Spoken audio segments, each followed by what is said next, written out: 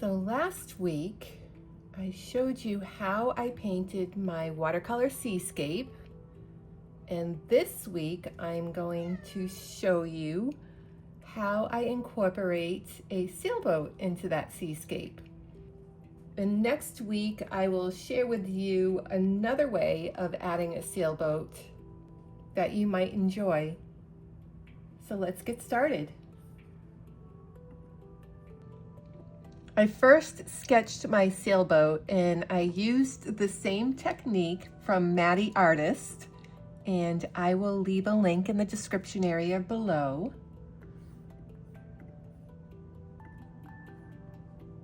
And as mentioned, we're using a lot of the same techniques that we used in last week's seascape painting. So first I'm going to wet the entire area of my sky, and I'm going to just wet around the sail for my sailboat. And if you don't want to sketch this and you want to dive right into painting, I'll leave a link to download the outlines in the description area as well. Now I'm using a large round brush for this. It's easier for me as opposed to using a large flat brush.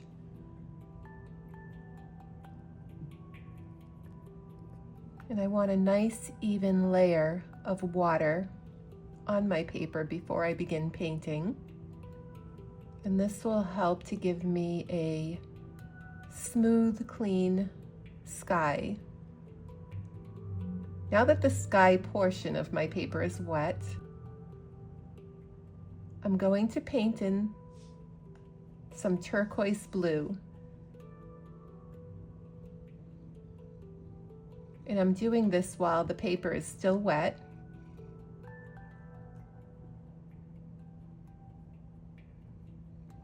And this is what's called a wet on wet technique.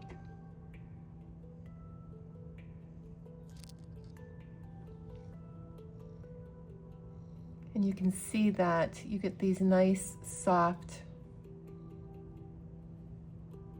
gradations. And it all depends on what you're trying to achieve when you're painting your seascape.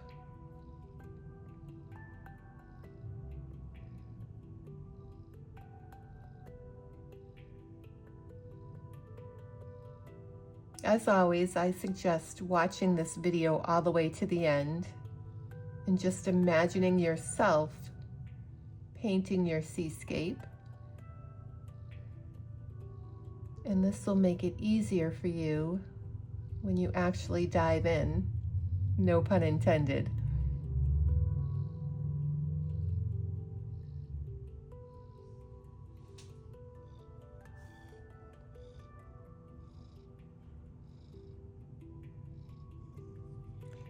Now, I'm going to wet the bottom portion of my paper, and this is going to serve as my ocean. And I want to do this once the top half is completely dry. This way my colors won't bleed into each other, and you'll have a nice clean horizon. And I'm painting around my boat as I did with the sail.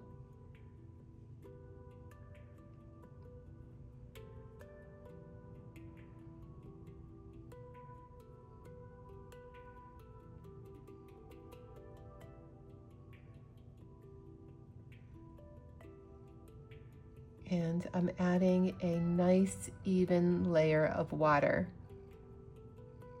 You don't want to have too much water on your paper, but you want just enough that when you go to add your pigment, the paper is still wet. We're going to use the same blue mixed with a little bit of cobalt blue for my ocean.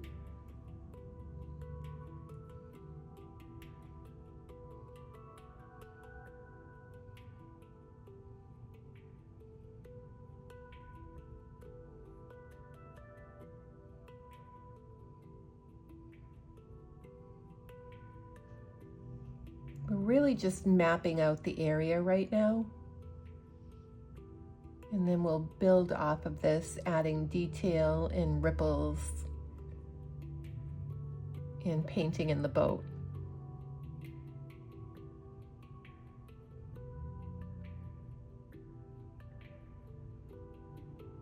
This is more of a layering technique.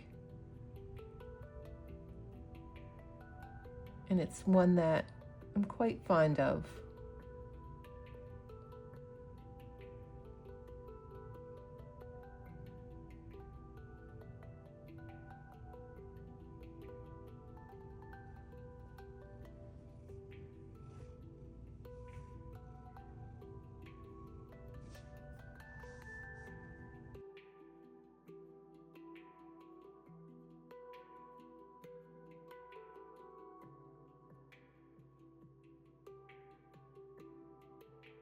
Now that our water is dry, I'm going to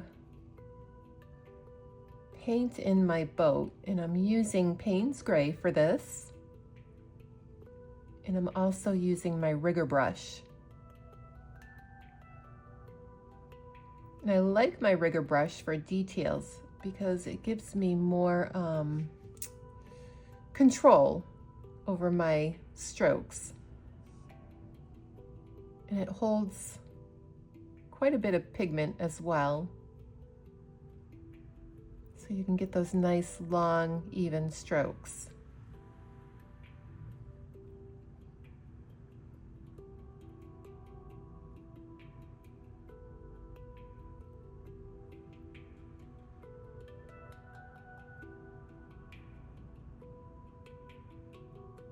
Maxwell's on my lap. I don't know if you can hear him purring, but he is in heaven right now.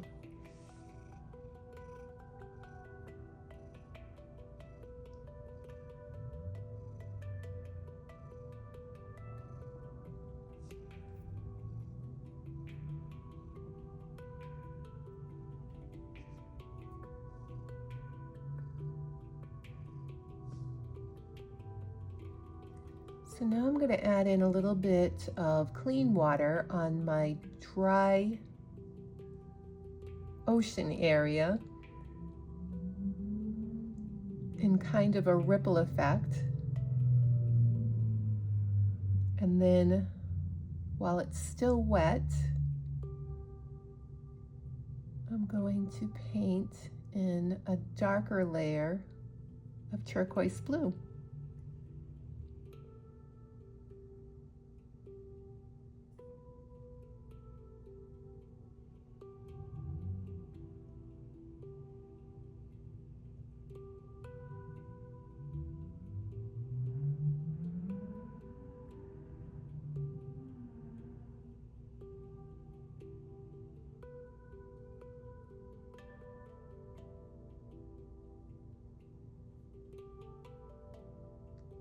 And then just adding some more ripples here.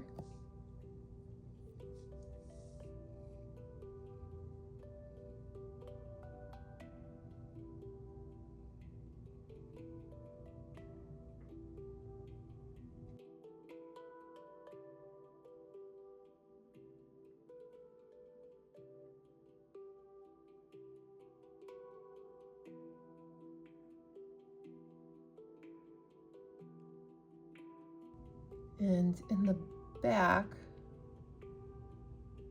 closer to the horizon,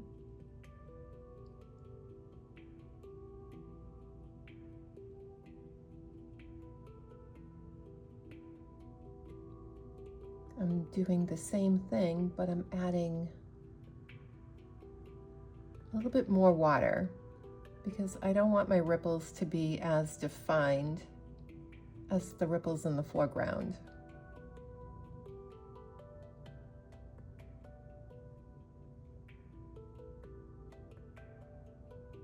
And I want them to be a little bit closer together as well. And this will give you the perception of depth. As you get closer to the horizon, you don't see as much detail because it's further away. So using my rigger brush again, I'm picking up some Payne's Gray to just loosely paint in the mast for my sail.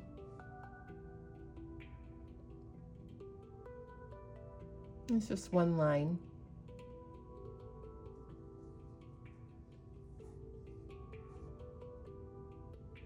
I'm going to add a little bit more detail and just clean things up.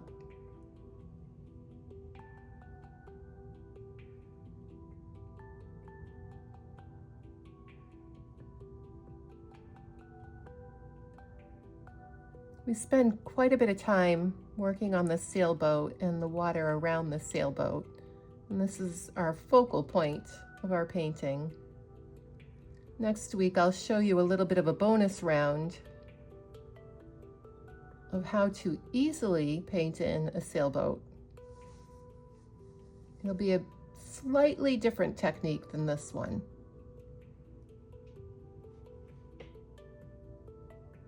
We're just building off of what we've learned in the previous week.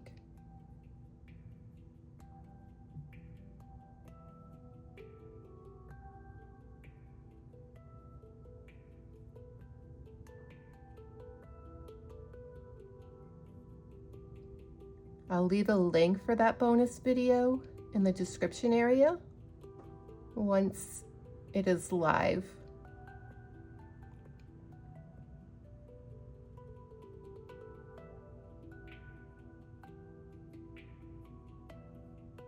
So now I'm just laying down some water on the inside of my boat, and then I'm going to pick up some Payne's Gray and just dab it in.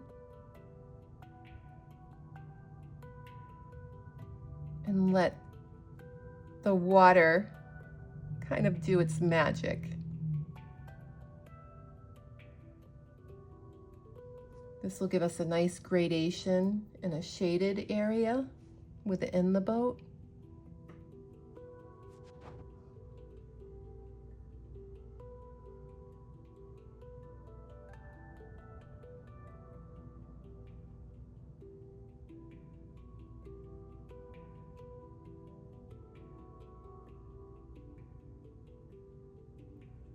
So I'm adding some more water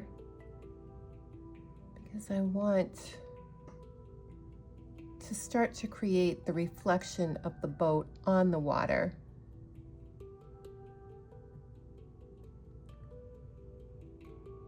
And then I'm just dropping in some Payne's Gray.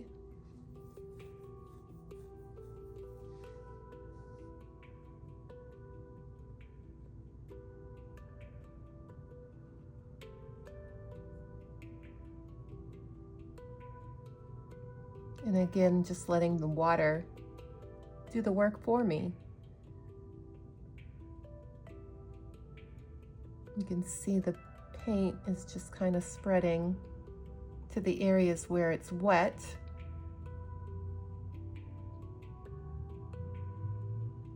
And it gives you a little bit of the impression of the water is kind of in movement, like this ripple effect.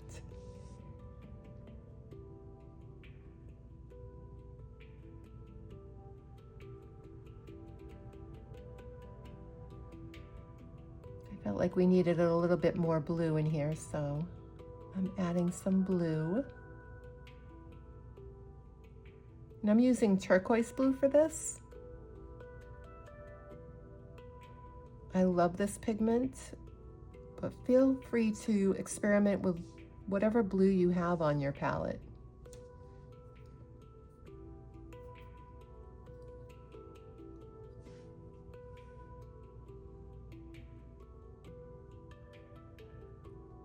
I always find it's best to use artist grade materials, especially when you're using watercolor. You get a much nicer effect. The quality of the paper you use is key for achieving the results that you want to achieve. And with the pigments, artist grade has more of a condensed pigment, so they're typically more vibrant than the cotton.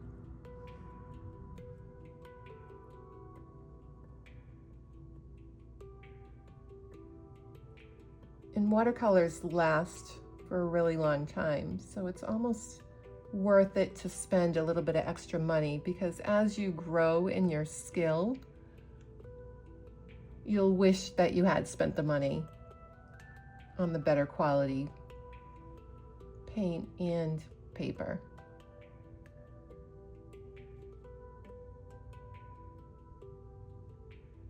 And you don't have to use the whole sheet of paper. You can always just use half a sheet or even a quarter of a sheet until you feel more confident. And then you can use like a whole 9 by 12 sheet. So I'm testing my paper with the back of my finger, because you can really tell if the paper is wet with the back of your finger. And not only that, but you won't leave fingerprints. And once everything's dry, I'm going to wet my sail.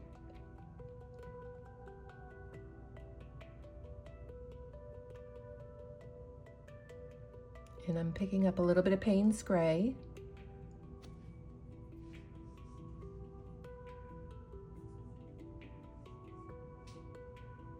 And I'm just going to lightly dab it into my sail.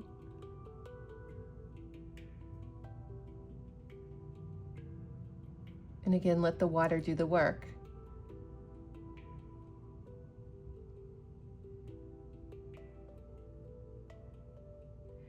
I felt like the bow of my boat needed a little bit more shadow and details, so I'm just lightly adding in some Payne's Gray here.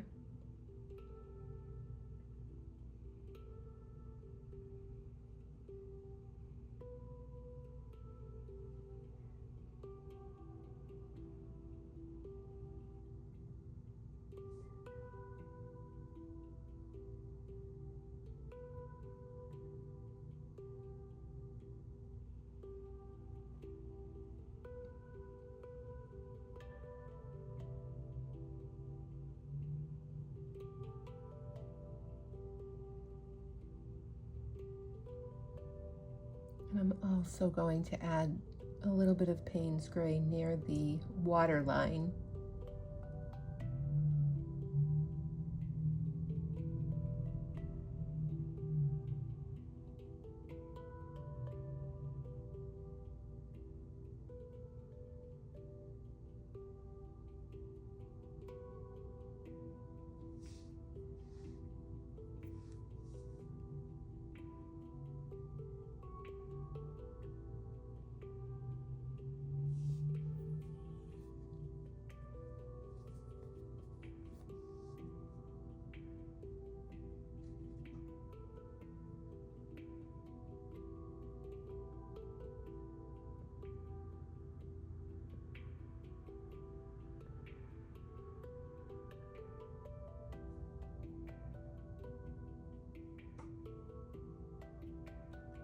Now I want to give it kind of the impression that the sun is setting.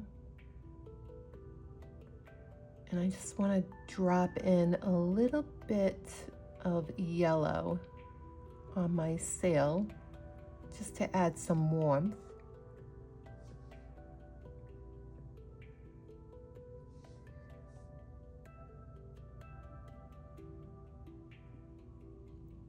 And these are glazing techniques. And what that means is once your watercolor painting is dry, you can just go over areas with pigment. And this warms it up a little bit. I'm going to do the same with the back end of our boat.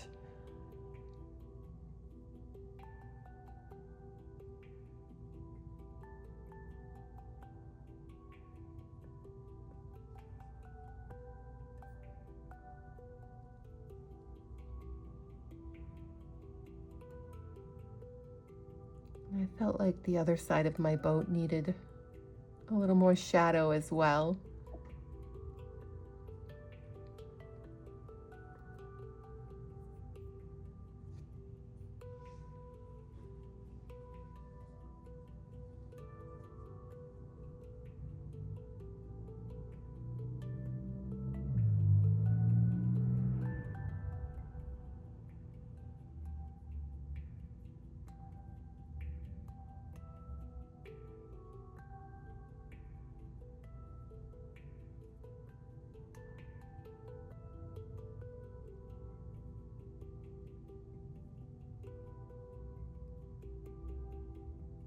I want to just define the edge of my sail a little bit more, and I also wanted to attach it to the bow of the boat with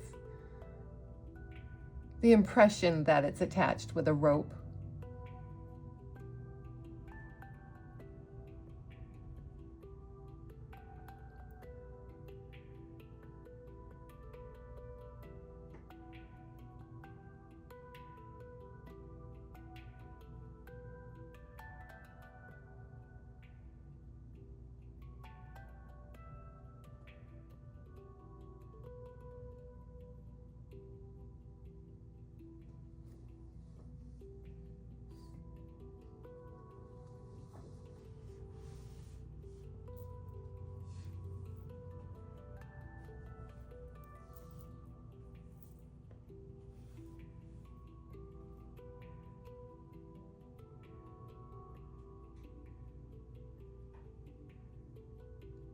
We're just going to attach the front of the sail to the bow of our boat.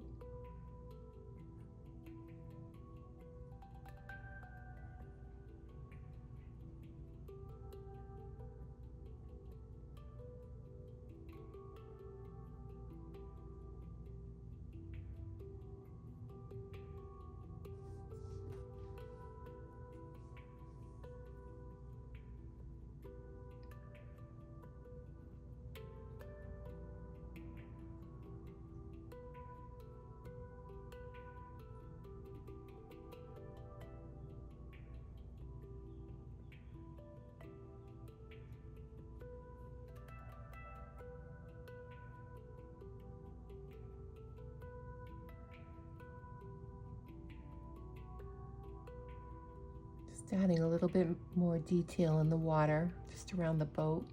I want it to look almost like a wake. The boat's not traveling that fast, so just a little bit of a ripple in the back.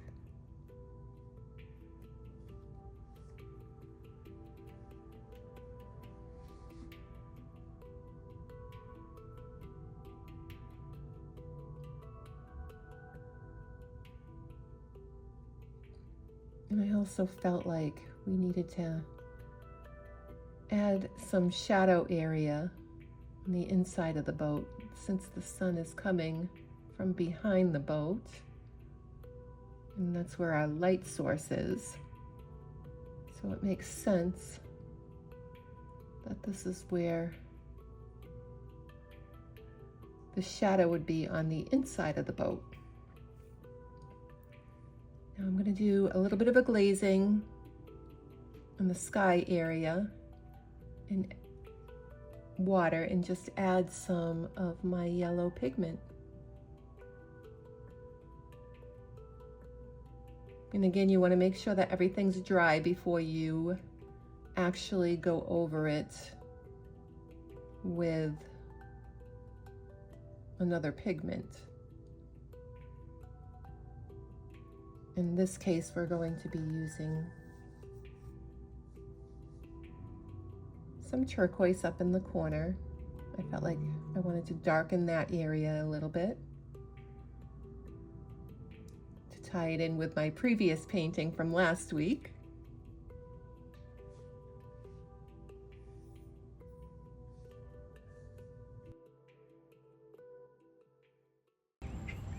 And if you would like to support my small business, please visit me at Do Tell a Belle on Etsy and the Zazzle Marketplace. Don't forget to like, comment, and subscribe for more weekly watercolor tutorials.